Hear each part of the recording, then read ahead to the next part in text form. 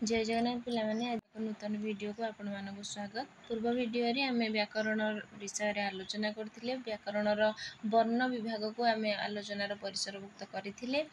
सेही वीडियो रे आमे वर्ण काहा को कहा जाय वो स्वर वर्ण विषय रे विभिन्न तथ्य आमे प्रतिपादन करथिलु। आज एही वीडियो रे आमे व्यंजन वर्ण ऊपर आलोचना करिवे। व्यंजन वर्ण काहा को कहा जाय, व्यंजन वर्ण केते प्रकार रो एही सबु विषय रे हमें आलोचना करिवे।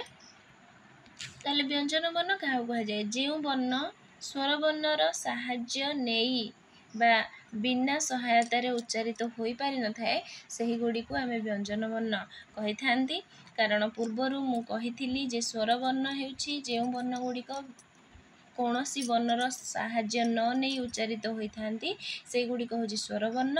आ व्यंजन वर्ण हेउछि जे वर्ण गुड़िक स्वर वर्णर सहायतार उच्चारित होइथांती बा व्यंजन वर्ण मध्य ता सहित युक्त वर्ण होइकि मिसिकी रहिथांती से गुड़िक आमे व्यंजन वर्ण आमे कहिबा। व्यंजन वर्णर संख्या हेउछि 38 किंतु तार ध्वनि हेउछि 32। क ठारू चंद्रबिंदु पर्यंत आमर 38 टी व्यंजन वर्ण रही। तार ध्वनि संख्या 32 जहाँकि आम पूर्व वीडियो रे देखिथिले। 38 टी व्यंजन वर्ण मध्यरु आमर 25 टी होछि वर्गीय व्यंजन वर्ण, 13 टी होछि अवर्गीय व्यंजन वर्ण। ताले मन रखि तांतु वर्गीय व्यंजन वर्ण को दुई भाग रे विभक्त करा जाय, वर्गीय व्यंजन वर्ण अवर्गीय व्यंजन वर्ण। वर्गीय व्यंजन वर्ण काहा कहा जाय, क ठारू म पर्यंत 25 टी वर्ण उच्चारण समय रे जीभर अग्र मध्य और मूल कंठ तालु मूर्धा दंत ओष्ठ को स्पर्श करिथाए। सही अनुसार एही गुडी को वर्गीकरण करा जायथिबारु एगुडी को वर्गीय व्यंजन वर्ण कहा जाय। प्रथमे आमे देखिबा कंठ्य वर्ण। क ठारू उ पर्यंत 5 टी वर्ण को आमे कंठ्य वर्ण कहबा। तालव्य जिह्वा तालु को स्पर्श करुथिबा ताको आमे तालव्य वर्ण कहूचे। च छ ज झ न्य ए 5 टी तालव्य वर्ण। मूर्धन्य जिह्वा मूर्धन्य को मूर्धा को स्पर्श करिथाए ताको आमे कहूचे मूर्धन्य वर्ण, जोड़ा कि ट ठ ड ढ ण।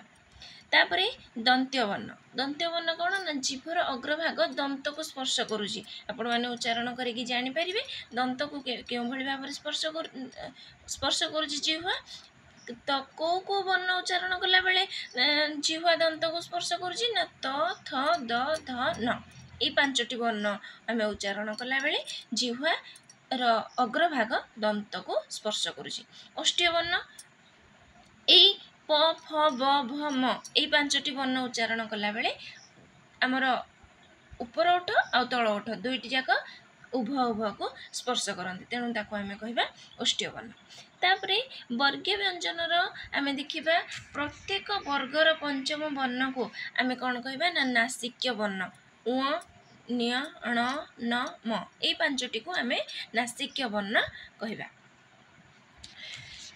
ए 5 टी मध्यरु हमर उ न्य ण ए 3टी वर्ण शब्दर आद्य रे व्यवहार होई पारंती नाही, किंतु युक्ताक्षर हैला बेले एगुडी को आगरे रहि थांती, किंतु युक्त न हेबा समय रे ए 3टी शब्दर आद्य रे रहि पारंती नाही, किंतु न आ म रहि पारंती व्यवहार होई पारंती। तापरे हमें देखिबा अवर्गीय व्यंजन वर्ण। ओडिया भाषा रे केतोटी वर्ण रहिछि जार उच्चारण स्थान आ धर्म होछि अलगा अलगा। एमान को कोनोसी वर्गीकरण करा जाय न थाए। एमाने कोनोसी वर्ग होई न थिबारो एमान को अवर्गीय व्यंजन वर्ण कहा जाय। अवर्गीय व्यंजन वर्णर संख्या होछि 13। ज य र ळ ल व तालव्य स मूर्धन्य स दंत्य स ह अनुस्वर विसर्ग चंद्रबिंदु ए 13टी होछि अवर्गीय व्यंजन वर्ण। अवर्गीय व्यंजन वर्ण को 3 भाग रे विभक्त करा जाय थाए। अंतस्थ वर्ण।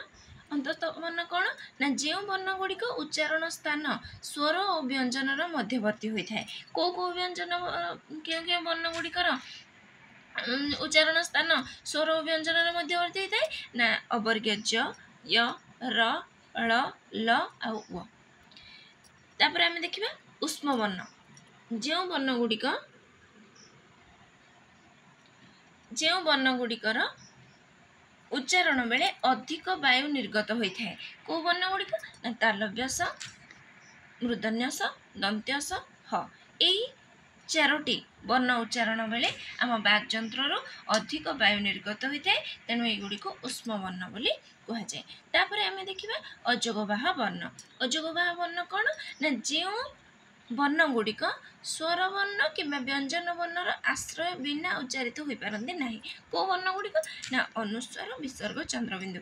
ଏହି 3ଟି ସ୍ୱରବର୍ଣ୍ଣରେ କିମ୍ବା ବ୍ୟଞ୍ଜନ ବର୍ଣ୍ଣରେ ମାନେ ଲାଗିକି ଉଚ୍ଚାରିତ ହେବେ। ଯଦି ଏମାନେ କୌଣସି ବର୍ଣ୍ଣ ସହିତ ଯୋଡ଼ି ହେଇ ନ ରହିବେ, ଏମାନେ ସ୍ୱତନ୍ତ୍ର, ଏମାନଙ୍କର ଉଚ୍ଚାରଣ ନାହିଁ। ତେଣୁ ଏମାନଙ୍କୁ ଆମେ କହିବା ଅଯୋଗବାହ ବର୍ଣ୍ଣ। ଏଗୁଡ଼ିକୁ ଆଶ୍ରିତ ବ୍ୟଞ୍ଜନ ବର୍ଣ୍ଣ ମଧ୍ୟ କୁହାଯାଏ। ତାପରେ ଆମେ ଦେଖିବା ଅନୁନାସିକ ବର୍ଣ୍ଣ। ପୂର୍ବରୁ ମୁଁ କହିସାରିଛି, ପ୍ରତ୍ୟେକ ବର୍ଗର ପଞ୍ଚମ ବର୍ଣ୍ଣ ସହିତ ଅନୁସ୍ୱାର ଆଉ ଚନ୍ଦ୍ରବିନ୍ଦୁ ଏଇ 7ଟି ମୁଖ ଗହ୍ୱର ଓ ନାସିକାର ସାହାଯ୍ୟ ନେଇ ଉଚ୍ଚାରିତ ହେଉଥିବାରୁ ଏଗୁଡ଼ିକୁ ଅନୁନାସିକ ବର୍ଣ୍ଣ କୁହାଯାଏ। ୟା ପୂର୍ବରୁ ପ୍ରଥମ ଭିଡ଼ିଓରେ ଆମେ ନିରନୁନାସିକତା ଆଉ ଅନୁନାସିକତା ବିଷୟରେ କହିସାରିଥିଲି। ତେଣୁ ଏଇ ଯେଉଁ 7ଟି ବର୍ଣ୍ଣ ଆମର ରହୁଛି ଅନୁନାସିକ ବର୍ଣ୍ଣ। ନ ଆଉ ମ ଶବ୍ଦର ଆରମ୍ଭରେ ଯଦି ରହିବେ ତାହେଲେ ଅନୁନାସିକ ହେବେ ନାହିଁ, କିନ୍ତୁ ଯଦି ଶବ୍ଦର ଶେଷରେ ବ୍ୟବହାର ହୁଅନ୍ତି ତାହେଲେ ସେଗୁଡ଼ିକୁ ଆମେ ଅନୁନାସିକ ବର୍ଣ୍ଣ କହିବା।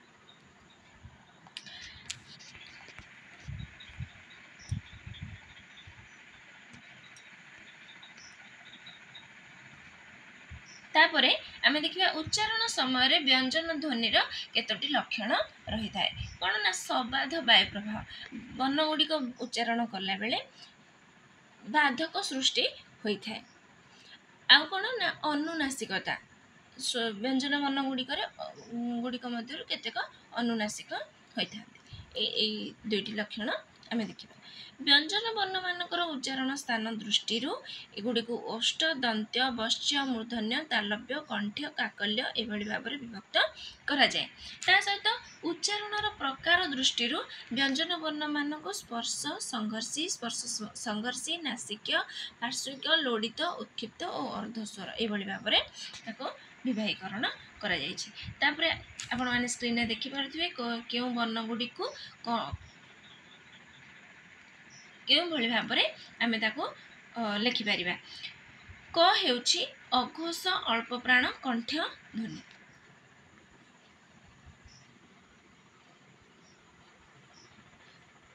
ଅଘୋଷ କ'ଣ? ନା ଯେଉଁ ବର୍ଣ୍ଣଗୁଡ଼ିକ ଉଚ୍ଚାରଣ ବେଳେ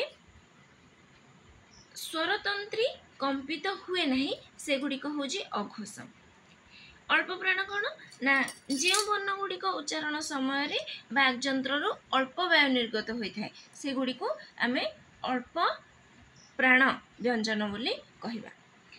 ତାପରେ ଖ ଅଘୋଷ ମହାପ୍ରାଣ କଣ୍ଠ୍ୟ। ଅଘୋଷ କହିଲେ ତ ଆମେ ଜାଣିଲେ ସ୍ୱରତନ୍ତ୍ରୀ କମ୍ପିତ ହୁଏ ନାହିଁ। ମହାପ୍ରାଣ କହିଲେ ଉଚ୍ଚାରଣ ବେଳେ ଅଧିକ ବାୟୁ ନିର୍ଗତ ହୋଇଥାଏ ବାକ୍ ଯନ୍ତ୍ରରୁ। ଅଘୋଷ, ସଘୋଷ। ଫାଷ୍ଟ ମୁଁ କହିଦେଉଛି ଯେ ଅଘୋଷ କହିଲେ ସ୍ୱରତନ୍ତ୍ରୀ କମ୍ପିତ ହୁଏ ନାହିଁ। ସଘୋଷ କହିଲେ ଉଚ୍ଚାରଣ ସମୟରେ ସ୍ୱରତନ୍ତ୍ରୀ କମ୍ପିତ ହୋଇଥାଏ। ଅଳ୍ପ ପ୍ରାଣ କହିଲେ ଉଚ୍ଚାରଣ ସମୟରେ ଅଳ୍ପ ବାୟୁ ନିର୍ଗତ ହୋଇଥାଏ। ମହାପ୍ରାଣ ବର୍ଣ୍ଣ କହିଲେ ଉଚ୍ଚାରଣ ସମୟରେ ଅଧିକ ବାୟୁ ନିର୍ଗତ ହୋଇଥାଏ। ତେଣୁ ଆପଣମାନେ ସ୍କ୍ରିନରେ ଦେଖିପାରୁଥିବେ କେଉଁ ବର୍ଣ୍ଣଗୁଡ଼ିକୁ ଆମେ କେଉଁଭଳି ଭାବରେ ବିଭାଗୀକରଣ କରିପାରିବା। ତାହେଲେ ଦେଖିବା ଯେ ବର୍ଗର ଦ୍ୱିତୀୟ ଚତୁର୍ଥ ବର୍ଣ୍ଣ ହେଉଛି ମହାପ୍ରାଣ ବ୍ୟଞ୍ଜନ। ପ୍ରଥମ, ତୃତୀୟ, ପଞ୍ଚମ ହେଉଛି ଅଳ୍ପ ପ୍ରାଣ ବ୍ୟଞ୍ଜନ। ପ୍ରଥମ, ଦ୍ୱିତୀୟ ହେଉଛି ଅଘୋଷ ବ୍ୟଞ୍ଜନ। ତୃତୀୟ, ଚତୁର୍ଥ, ପଞ୍ଚମ ହେଉଛି ସଘୋଷ ବ୍ୟଞ୍ଜନ। ତାପରେ ଯେଉଁ ଆମର ରହିଲା ଉଚ୍ଚାରଣ ସ୍ଥାନ ଦୃଷ୍ଟିରୁ ଆମର କ, ଖ, ଗ, ଘ, ଙ ଏଗୁଡ଼ିକ ହେଉଛି ଆମର କଣ୍ଠ ସ୍ପର୍ଶ ଧ୍ୱନି। ତାପରେ ଚ, ଛ, ଜ, ଝ ଏଗୁଡ଼ିକ ହେଉଛି ଚ ଆମର ଅଘୋଷ ଅଳ୍ପ ପ୍ରାଣ ତାଲବ୍ୟ ସ୍ପର୍ଶ ସଂଘର୍ଷୀ। ଏଭଳି ଭାବରେ ଆପଣମାନେ ସ୍କ୍ରିନରେ ଦେଖିପାରୁଥିବେ କେଉଁ ବର୍ଣ୍ଣ ଗୁଡ଼ିକ କୋଭଳି ଭାବରେ ଆମର उच्चारण स्थान आउ उच्चारणर प्रकार दृष्टि व्यवहार कराଯାଉଛି। तेणु आपण मैंने या नोट खातार आड करदे। निश्चित भाव में आपण मान उपादेय हम परीक्षा यहीपरि क्वेश्चन बारंबार आसी। तेणु आपण मान तथ्य आम नहीं आसीचु। धन्यवाद। यहीपरि नूतन वीडियो पाइबापी आपण मैंने चैनल को सब्सक्राइब कर दिंतु, सांगसाथी मान सहित शेयर कर दिंतु, आम सहित जोड़ी रही था। धन्यवाद।